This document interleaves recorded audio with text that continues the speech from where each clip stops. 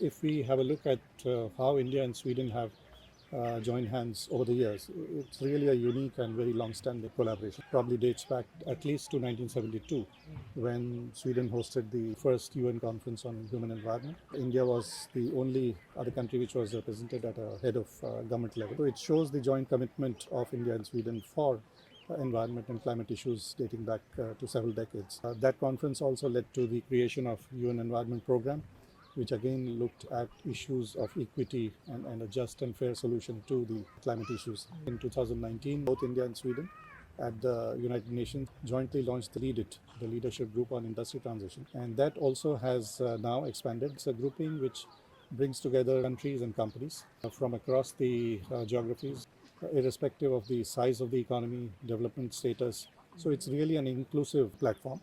Also, the companies which are there are from multinationals to startups.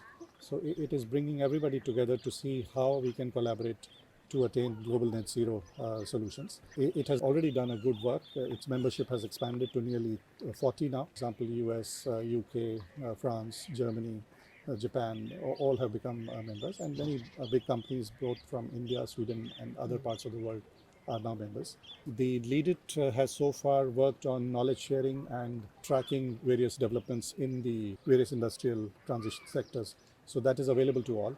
So in a way that is very inclusive. Recently, the Prime Ministers of India and Sweden, Prime Minister Modi and Prime Minister Ulf Kristersson, at the COP28 launched the second phase of Lead It for the next 3 or 4 years. It's called the Lead It 2.0. That again is a recognition at the highest level of the good work that Lead It is doing. It is now focusing on how technology solutions can be co-developed and dispersed to the global south. It's really inclusive in its approach.